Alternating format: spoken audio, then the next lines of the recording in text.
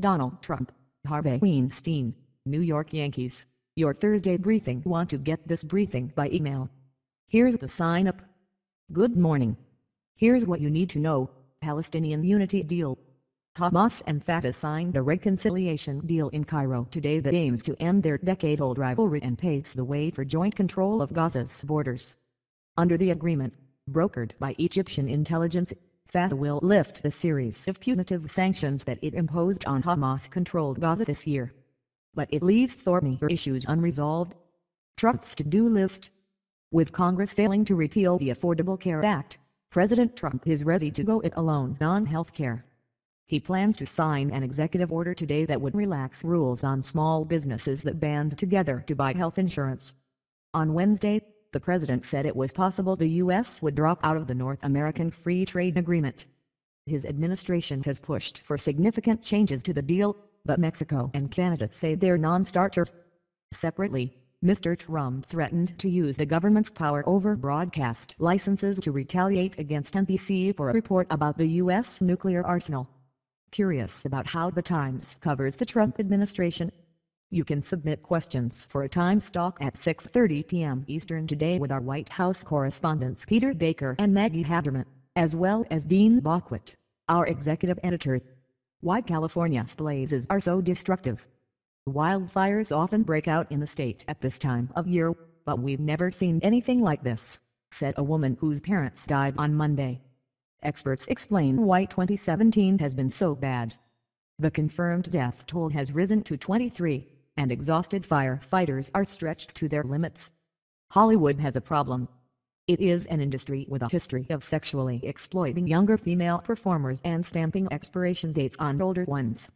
It is an industry that consistently denies female directors employment and contemptuously treats the female audience as a niche, the problem, an afterthought. Manila Dargis, one of our chief movie critics, writes about the troubles in the industry she covers. The Weinstein Company said that allegations of sexual harassment and assault by Harvey Weinstein came as an utter surprise. But it had been grappling with his behavior for at least 2 years, interviews and records show. They threw my baby into a fire. From a camp in Bangladesh, the Rohingya Muslim refugee gave our South Asia Bureau chief a deeply disturbing account of what happened in her village in Myanmar, where the military is accused of a campaign of slaughter and rape. Here's how you can help. American held in Afghanistan is released. The U.S. woman and her family are free after 5 years as hostages in Afghanistan. She and her husband were held by militants while backpacking. Boys, meet girls. The Boy Scouts of America is going co-ed, setting off the debate about the best place for girls to learn to be leaders. The Daily, your audio news report. In today's episode, we take a rare look inside North Korea. Listen on a computer, an iOS device or an Android device. Business We asked Facebook 12 questions about its role in the presidential election. We got 5 answers. Some East African countries want to end imports of second-hand clothes. The U.S. objects. U.S. stocks were up on Wednesday. Here's a snapshot of global markets. Smarter living tips, both new and old, for a more fulfilling life. Beyond basics. Here are 5 things around your home that rarely get cleaned. Recipe of the day. This lasagna uses spicy roasted cauliflower instead of meat. Noteworthy sifting through the ruins. In today's 360 video, join the family as they visit the remains of their home in Santa Rosa, California, where more than 1,800 structures have been destroyed by fire. I have a message for you. To save her life, she jumped off a train bound for Auschwitz. Decades later, she got a message from the father she left behind. The Holocaust survivor tells her story in one of our editorial department's short documentaries. Franklin, Gert, Harvey, Herman, Jose, Claudia, Lee, Maria, Nate, Ophelia. 10 Atlantic storms have reached hurricane strength this year, the first since 1893.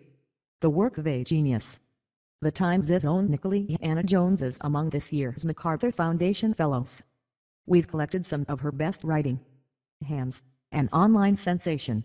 From cooking videos to the unboxing of toys, hands have become a symbol of craftsmanship and entrepreneurial zeal. In sports, The Yankees are back in the American League Championship Series for the first time since 2012. Condolences, Cleveland fans. Also on Wednesday, the Washington Nationals evened their series with the Chicago Cubs. And we looked at how the NFL has become one of the most divisive brands in America. Fifth gear. You've got to have the two C's, commitment and caffeine. Captain Sean Norman, Deputy Head of Operations for the Sonoma Valley wildfires in California. Backstory: the controversy over football players kneeling during the U.S. national anthem rages on. But an older patriotic ritual ran aground on geopolitical tensions. That's the Pledge of Allegiance, which was first recited in public schools on this day in 1892.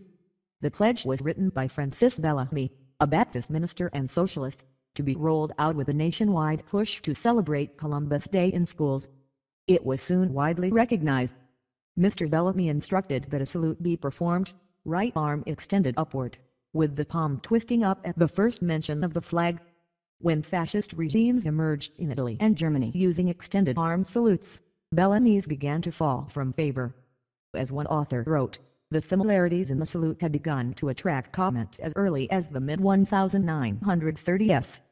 On December 22, 1942, Congress amended the U.S. flag code to instruct that the pledge be rendered by standing at attention facing the flag with the right hand over the heart, the stance in use today. Charles McDermott contributed, reporting, ____________ Your morning briefing is published weekdays at 6 a.m. Eastern and updated all morning. Browse past briefings here. If photographs appear out of order, please download the updated New York Times app from iTunes or Google Play.